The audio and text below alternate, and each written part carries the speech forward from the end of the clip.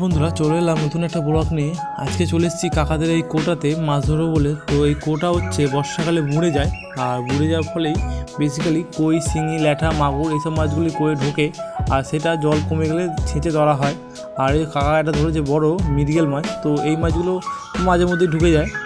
আর এই যে দেখুন আমার হাত থেকে বড় শোল মাছটা কেমন পালিয়ে যাচ্ছে। তো মাছটা অনেকটাই বড় ছিল, পালিয়ে যাচ্ছে, আবার পালিয়ে গেল। আর এদিকে কাকা একটা শিঙি মাছ ধরেছে, তাই তোমাদের দেখালাম। একদম বড় শিঙি মাছ, প্রায় 150 গ্রাম ওইটা হবে শিঙি মাছটার, আর লাল দেশি শিঙি।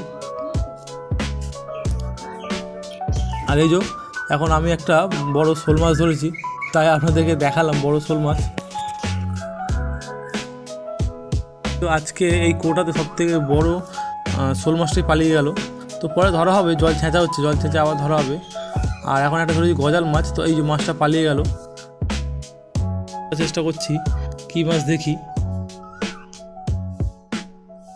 মাছটা শোল মাছের মতোই, কিন্তু গায়ে দেখুন কত সুন্দর একটা ছোপ ছোপ দাগ রয়েছে। তো এই মাছটা কী মাছ তোমরা কেউ জানলে অবশ্যই কমেন্টে জানাবেন।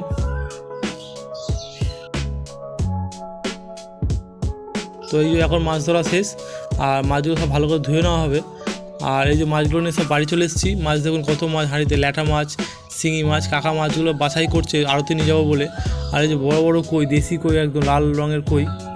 তো মাছগুলো একটু পরে আড়তে নিয়ে চলে যাবে, বিক্রি করা হবে। আর এই যে হাঁড়িতে রয়েছে বড় বড় শোল মাছ, দেখুন কত বড় শোল মাছ। তো এরকম ভিডিও ভালো লাগলে অবশ্যই চ্যানেলটি সাবস্ক্রাইব করে দেবেন।